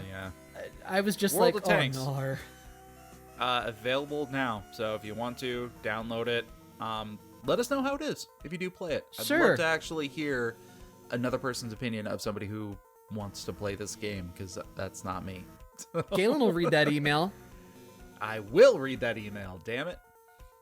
Then right after that was a peculiar game once again. Yep. Big Rumble Boxing Creed Champions. So this is an IP, a movie IP of like Rocky and Creed. Yeah. Mm-hmm. And it looks like NBA Street, like that kind of aesthetic. And honestly, this looked like a little fun. Yeah. It's not for me, but this looks like fun. I like how there's like a stutter when you hit people. Like it really, gives that impact. It's a boxing game. Don't know what else to say about that. Yeah. It's not Punch-Out Sylvester Stallone, so yeah. Uh-huh. Sylvester Stallone. Yeah. That's the word I said. And Tweety Bird. Why would you want to punch out Tweety Bird? You're a monster. She's kind of annoying, I'll be honest. Well, yeah, but, 3/4 of the Looney Tunes are. What's your points? Boy, you know what? In 1994, girls in high school loved the shit out of Tweety Bird. That and Marvin the Martian. You see it, you still see it. Like, some of the, moms nowadays have, yes, their because they were high schoolers in 1994. Yeah. You see the Tweety Bird tramp stamps.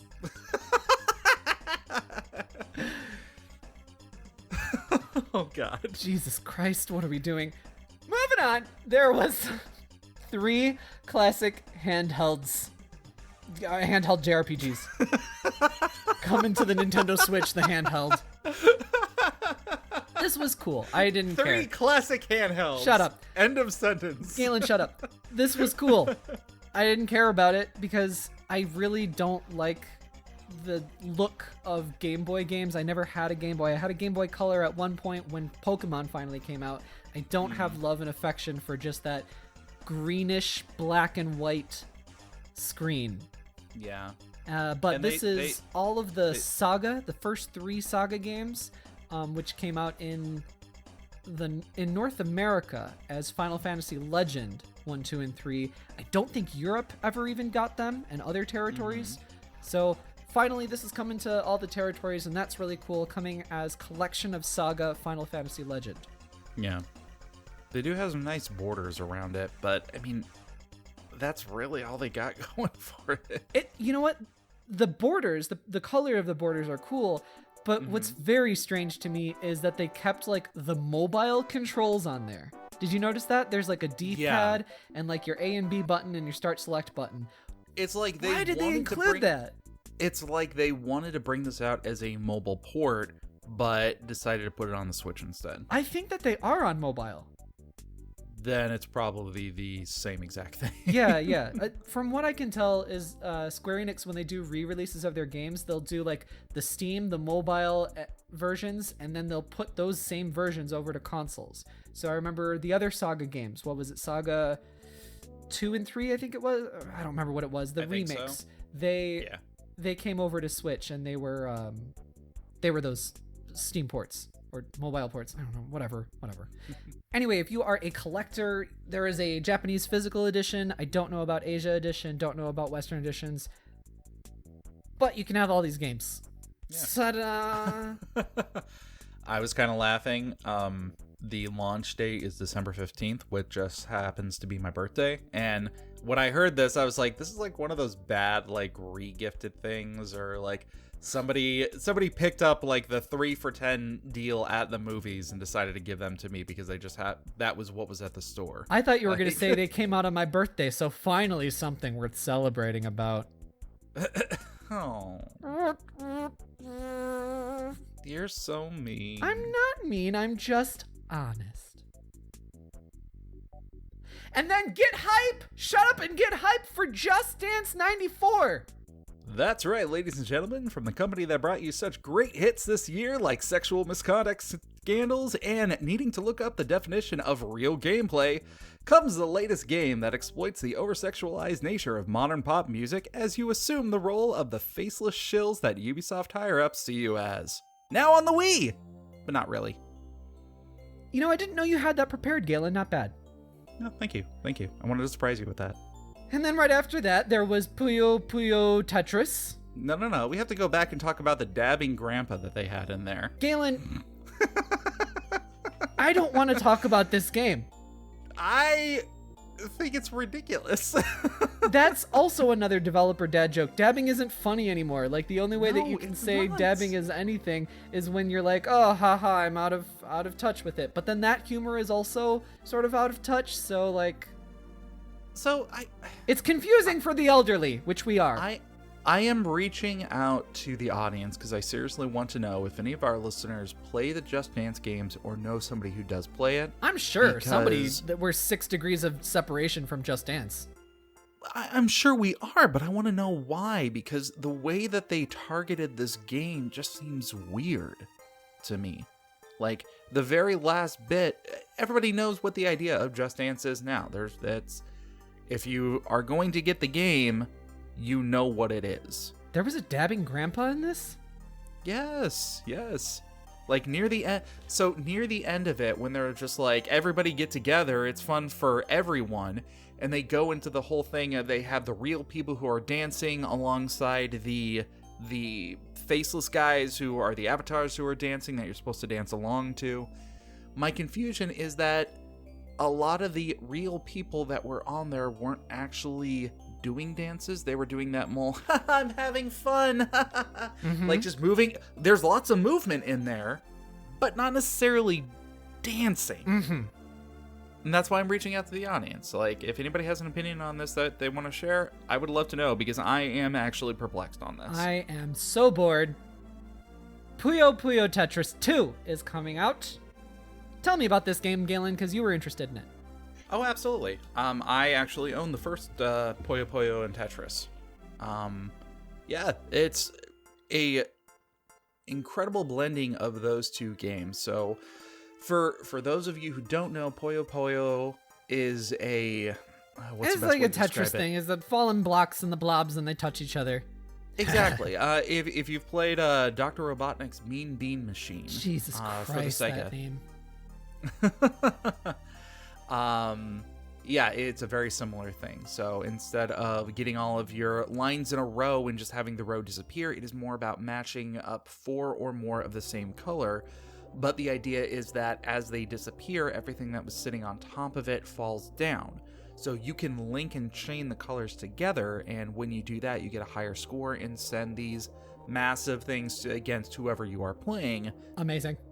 But the idea about this game is the other person's also playing Tetris, or you can both be playing Tetris, or neither. Like, the two puzzle games work very cleanly with each other, and I've absolutely loved this concept beforehand. So you're getting more of it. Coming soon, maybe. I don't know. Yep, December 8th. Just Dance is more than dance. Did you read that off a back of a cereal box? That's what they said in the thing. Do you remember that? That was the most wild one. It's called Just Dance.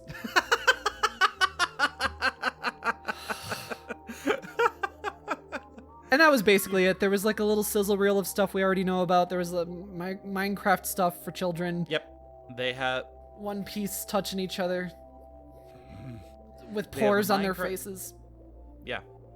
They have the Minecraft Dungeons DLC, which is coming out in September. They have the Jump Force Deluxe, which is making its port on August 28th, so it's already out. Same as Final Fantasy Chronicles. Yep. Final Fantasy Crystal Chronicles and Captain Tsubasa, which is basically anime FIFA. So. That was it. And that was the show. There was nothing else after that. Well.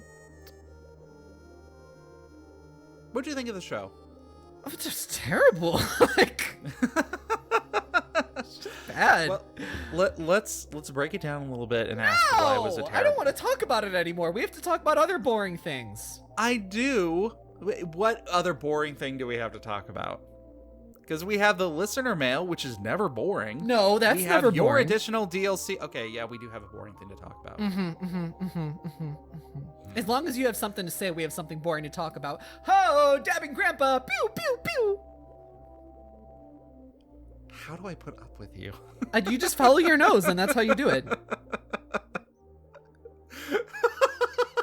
Can that be the episode title? Absolutely episode not. 94. Absolutely Follow not. your nose.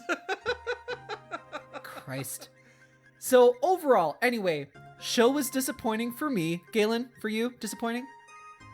I would say it is disappointing. However, I am more disappointed that they are breaking away from the established guidelines that they started with. Of what? Go ahead. What are you talking about there? Because you're literally making no sense. Well, okay, so this is supposed to be a partner showcase, and what they did last time was they had a couple of smaller shows, and then they went ahead and had their thing to kind of build up hype for everybody. Shin Megami Tensei has been a very beloved franchise and something that people have been asking for a while. So are you bummed that at the end of this showcase there wasn't like one big thing that people have been wanting to know about? Kind of. Yeah, I mean, they would have been well off, way better off if they had done that, yeah. Exactly. And it's like, all of the games that they are talking about here, not one of them did I feel needed this direct. I didn't need a specific event saying, hey, by the way, Just Dance 2021 is coming to the Switch. Mm-hmm. Who cares? And that was a lot of what I was getting along here. And, ultimately, that's fine. Like, I'm glad that this showcase existed. It doesn't have to be for me at all. I'm totally fine. I can be disappointed in a showcase. Not everything needs to blow me out of the water. I don't like the hype train, the hype nonsense. That's just you being a marionette in the marketing cycle, the marketing machine of it. Why is asking to be marketed to a pastime for gamers? You know what I mean? Like, knock that off. Like, it's fine. Be disappointed. Not everything can be great. What I'm saying here is that, like, there's so many people that are upset, like, angry about this, and it's like, oh yeah, that is an irrational freaking response. If that is your feeling, you have to reevaluate how you consume media, how you interact with stuff. This is entertainment. You know what I mean? We can talk about it and just be disappointed. That's totally cool, but freaking chill. Yeah. Have a Blizzaga and chill. You need three people to, be chill at the same time. Three Pipple. Three Pipples. Aw, three Pipple puppies. I just think that this is a great opportunity for people who are genuinely upset to reevaluate themselves, to be a little bit more logical about this and be like, yo, you are upset that marketing didn't market to you the right way for you. And I think that that's a great time to take a step back and be like, whoa, this is weird. This is weird that I'm like super excited about being marketed to and being tricked into buying something. You know what I mean? Like these, we know like about like, Breath of the Wild and Bayonetta, Metroid Prime 4. We know those games are in development. We know they're going to come out. They are inevitable announcements, inevitable things. Just because they didn't happen right now is not a cause for concern or cause for upset. Like, just chill out. Play the video games that are already out there. So many video games. Like, who are these people that don't have video games to play right now? You know what I mean? Who are they? Yeah. I am not looking at this necessarily as a being angry. No, not us, because we are, of course not, normal, logical people who have displayed a completely rational sense of brain on this podcast. We're not crazy. Me, least of all. Yourself. I will say that this direct as a whole gives ammunition and fodder to the people who say that Nintendo does not have anything coming out for its system anytime soon. But I mean, like, anybody that says stuff like that, just like, who cares? I don't care that you're saying that. I don't care what your opinion is. Like, it is weird that Nintendo hasn't announced like a big, holiday game, at least one. I agree. It's also a pandemic. I don't know. It just is what it is. And like, there's nothing to really even talk about there. It's just like, just wait for the inevitable announcements, Yeah. Like, there's so many people that want to insist, no, I know what's going on. No, I'm right. No, Nintendo has nothing. And it's like, what is happening to this world? Everybody just wants to be vitriolic to each other and yell at each other online and admit that they know shit that doesn't exist. Like, oh my god, I can't handle the internet, I can't handle the rumor mills and all that nonsense. It's like the most uninteresting thing ever. And yet we have a Nintendo news podcast show. We have a show where we talk about news, where we critique media, where we talk about the industry. We're talking right now about fan reactions, about how like people need to chill. You know what I mean? Yeah. We're saying, maybe not right now, but like in general, we try and say some substantial stuff, some genuine looks at stuff. Genuine looks at stuff. With as many consonants as we want in words, okay? Language is whatever we want it to be. Mm-hmm. Having an extremely normal one right now. Yes, absolutely. I will agree that the very vitriol reaction to this from the fan community who is upset enough to raise their voices about it is completely unnecessary. Like, this was a whiff of a showcase for somebody who has been waiting for something to get excited for. But that's okay, because not everything that comes out has to be aimed and geared directly towards you, the individual. Yeah. There's a lot of variety out there of what people enjoy. Yeah, I mean, there was some variety in this showcase alone, and just because Galen and I didn't like it doesn't mean that if you found something interesting in here or something that you're really looking forward to, doesn't mean you can't enjoy it. Please do enjoy it. Please do be excited, you know? Please be excited for announcements that will come out, and just hope for announcements. That's cool. Just like, I don't know, be rational about it. Be realistic about it if it doesn't happen, you know?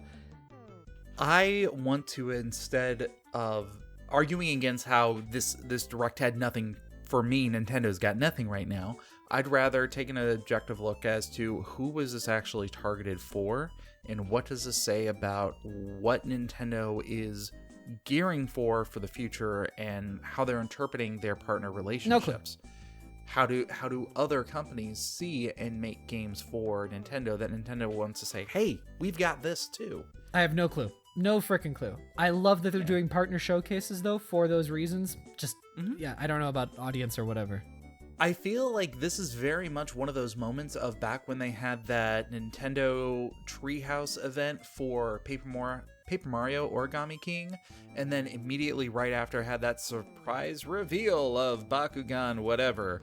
It's just like, you didn't need to have this. Mm-hmm. Like, there's a lot of, you obviously put a lot of effort just to get something out, but you basically said a bunch of info that we already knew, nor gave more attention to something that nobody really was asking for nor wanted. But, you know, I don't really like that kind of criticism, though, where it's like, well, nobody was asking for it. It's like, that's fine. People don't need to ask for it, and people don't need to always be answered when they ask for something. How boring would art be if that were the case? I want people to make creative stuff, especially like indies and smaller studios. I want them to make creative stuff that nobody's asking for.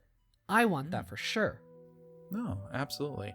And I'm great that we now have art like World of Tanks. Mm-hmm. Mm-hmm. And the last thing I want to say about 2021. The last thing I want to say about this is me sort of like shooting down like it's not even the criticism, it's just like the whining online of like, well, I know Nintendo has nothing for the holiday season. Maybe they genuinely don't. That would really suck. This is not me trying to ignore criticism like that. This is me just like being like, don't listen to gobshites on the internet that are just whining left and right. There's no value in arguing with people like that because they just want to be argumentative and they just want to be shit and be like, haha, your thing sucks or whatever. Like, that is so childish. That is the most childish thing. I am very critical of like Nintendo's current strategy. At the same time, the pandemic is happening.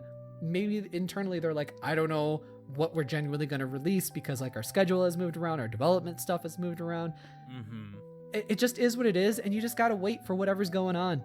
Because stuff is going to happen. You just got to wait for it. Take a Blizzaga and chill. Yeah. And now on to our additional DLC. Mm-hmm. Galen. Yes. Start us off right. What are you recommending? I am recommending a DJ artist by the name of DJ Earworm. Oh, I love DJ Earthworm Jim. This is a particular artist who specializes in generational music compilations, and he basically just like does recaps of all of the hit pop songs and everything like that have come out throughout the year. There are quite a few out there. I think he started doing them back in like 2008, and he's done one annually, sometimes twice a year since then. So there's a lot of variety to be able to listen to.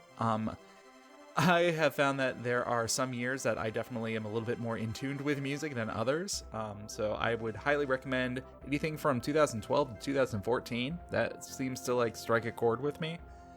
But like some of the music, like he combines, there was one where it was like Lady Gaga, CeeLo Green, LMFAO, Katy Perry, like a bunch of different artists from the year in like one single song. And it's very surprising how well everything blends together with one underlying tone. It's actually reminded me a little bit of the Fuser mix game that we were just talking about. It's the same kind of thing. So listen to his stuff and tell me what you think. I like it. So. And for me, not to continue the musical themes, recommending a new video by Jose on YouTube. I've recommended this dude before. I think maybe it was the Roseanne video that he did. He generally has like a very leftist and progressive view on things. He's been doing a lot of reevaluations of older TV sitcoms. This one is on Married with Children, which was an American TV show from the mid to late 80s that went through the 90s. It started before The Simpsons on Fox, the network Fox, when they were still tiny and just starting out.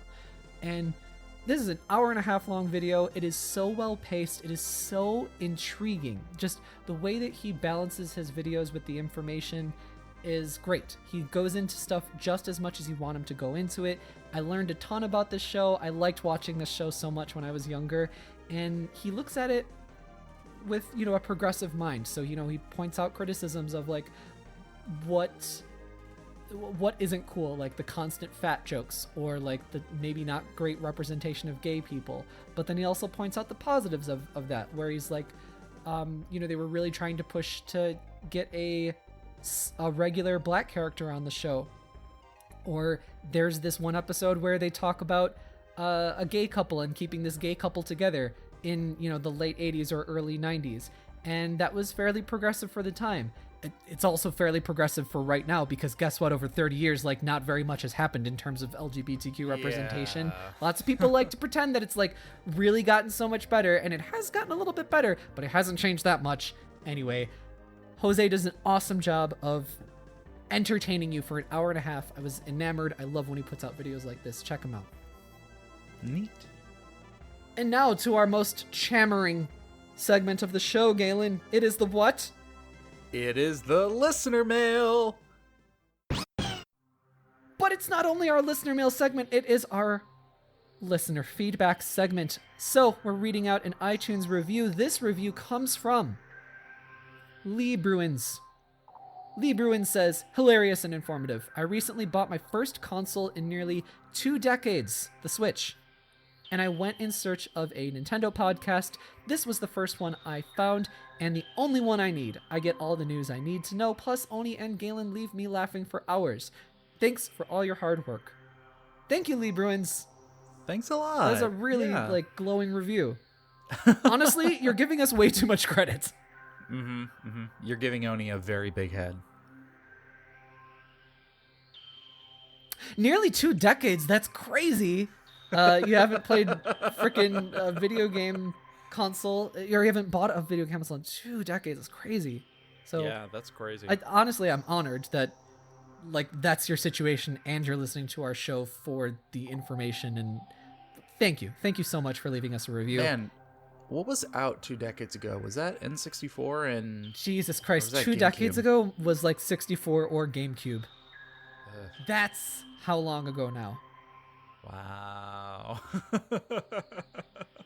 Anyway, the iTunes review is one of the best ways that you can support our show, so we really encourage you to do that. It helps us get recommended through algorithms, helps other people to listen to our genuine show. So please, if you ever so could, leave us an iTunes review, lovely listeners. Greatly appreciate it.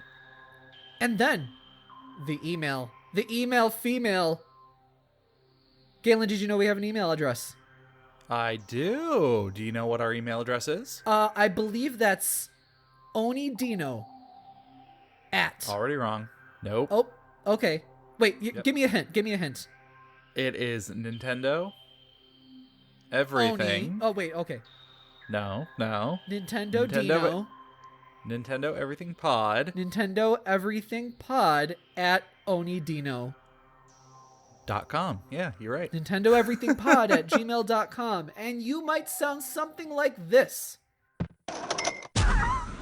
This week we have a wonderful email written to us from Errol.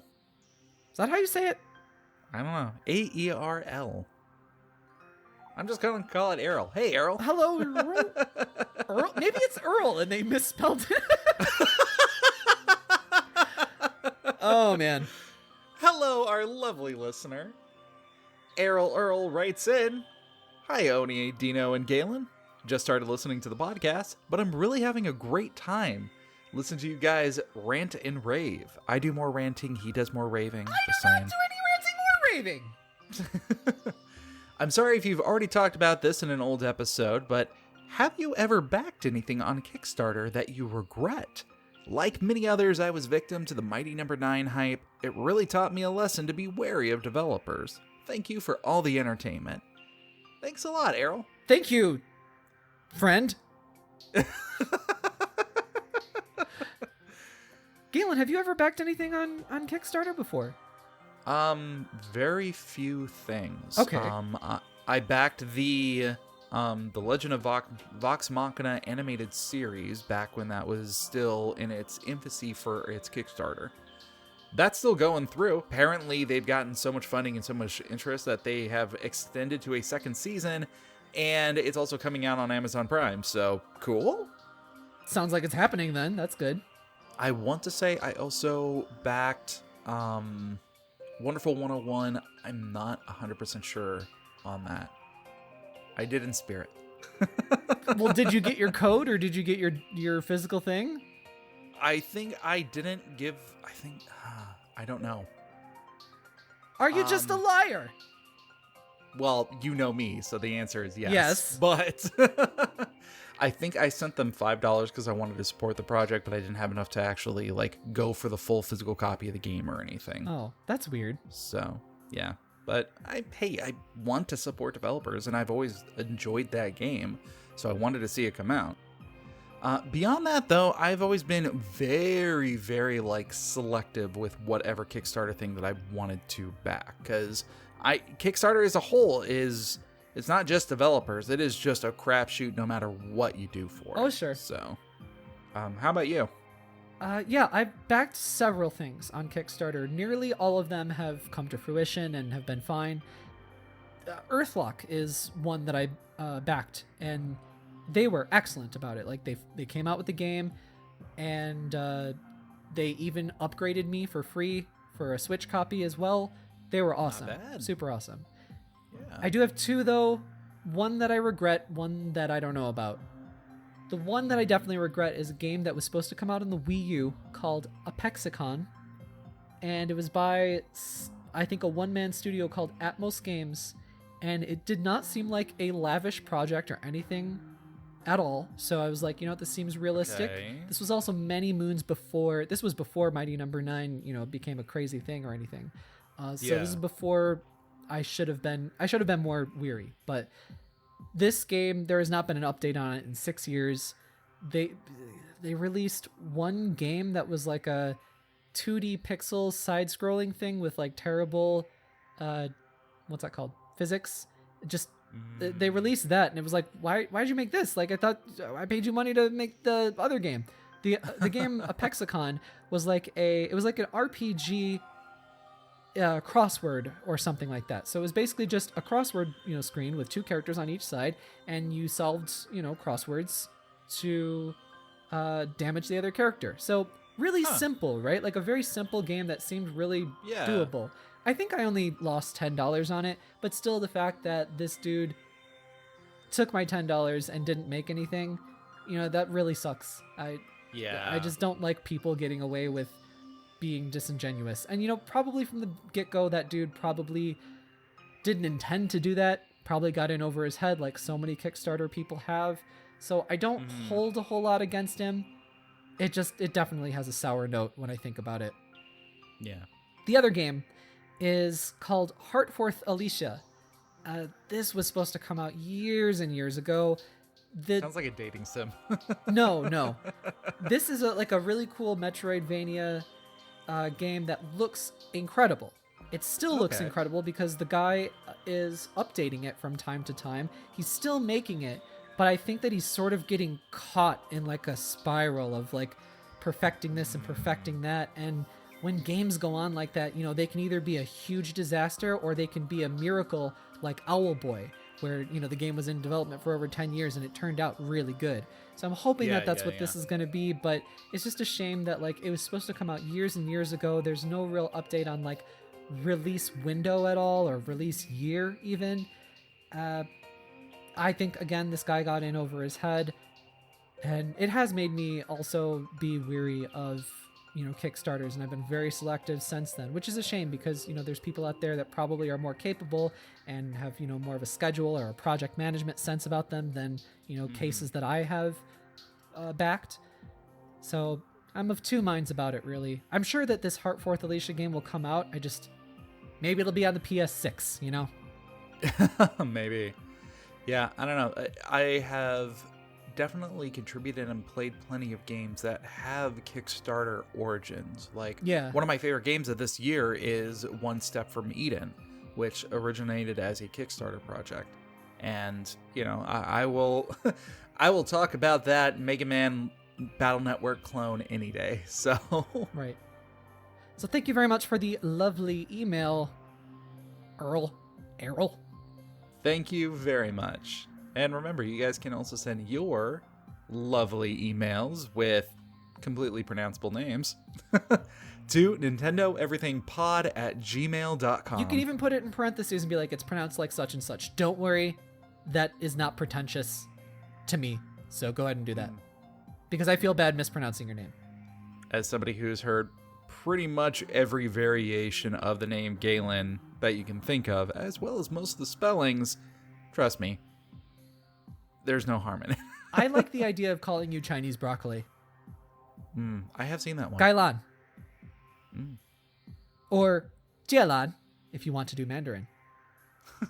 This is my friend Jielan. That would actually be kind of cool. I think I'm going to start going by that now. I'm sure you won't. Fake namer.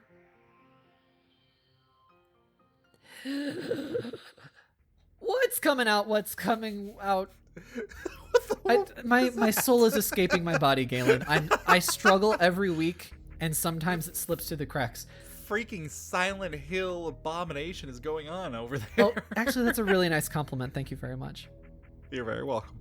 It was almost like, I forgot which listener it was, but it was one of our lovely listeners, told me that my style makes him or her want to throw up. And I was like, that's like one of the nicest compliments I've ever seen. What's coming up? What's coming out on Nintendo Everything? NintendoEverything.com, 24/7 news. Lots of stuff on Gamescom. There's some translations coming out. There's some reviews coming out. Stay connected to us on Twitter @NinEverything. Also our YouTube, youtube.com/NinEverything. One of our lovely creators, Bryce, is putting up food for thought discussion things left and right on YouTube. Check it out. You can come play Final Fantasy Crystal Chronicles with me by contacting me on Twitter @Oni_Dino. Nope. Sorry. Wrong program initiate. Insult.exe. Galen, you look like a bird. What do you do the Twitter? I tweet because I look like a bird @Mobius087. Galen actually doesn't look like a bird at all. You look like a mixture between Mac from It's Always Sunny and adult Haley Joel Osment without the coke bloat. You know how Haley Joel Osment, yeah. He's got facial features that are too tiny for his head. Mm-hmm. And he's got the Coke bloat, maybe?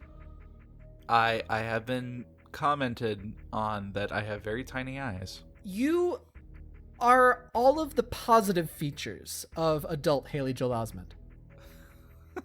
You don't have eyes that are too close to each other. You don't have Coke bloat. You're looking very svelte these days. Thank you. I appreciate that. Is this my idea of a compliment? You know what? I have known you for years, and this is probably a high point for you right now. Thank you. Just let it roll. Duck out before you start slipping. No, you don't, You know Oprah. You know what you didn't slip on?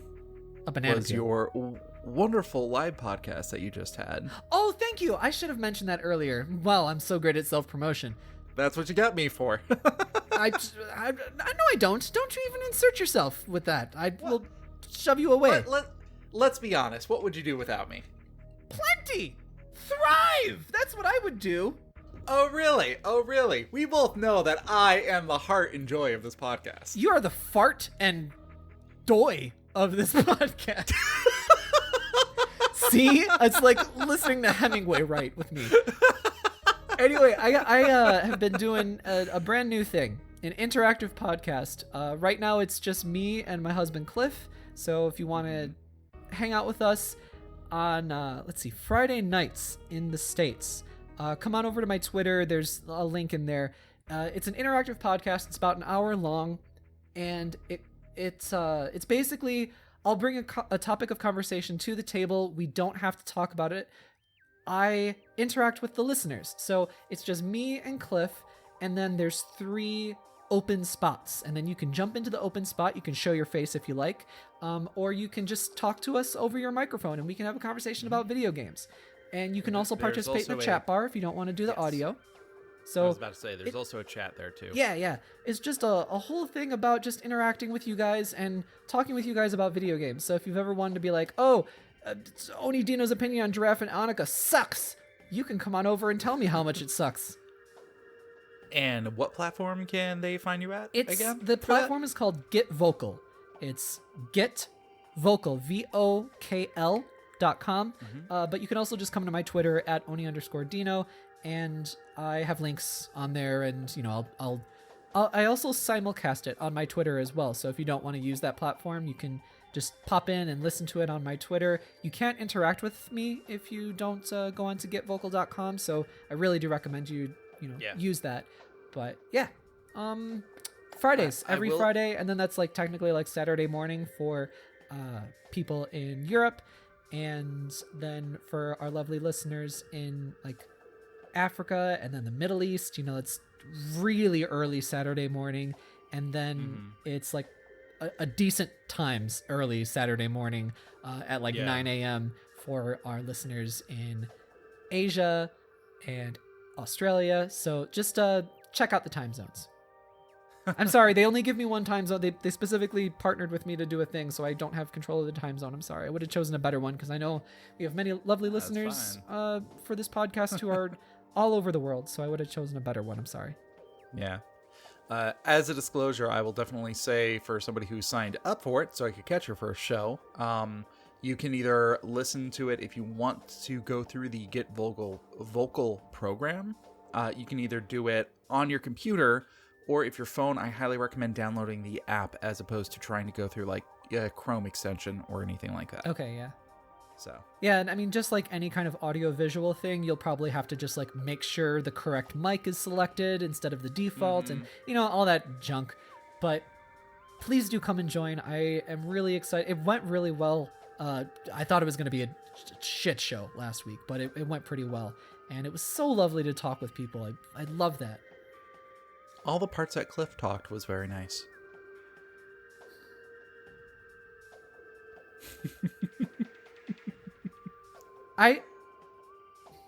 Flames on the side of my face.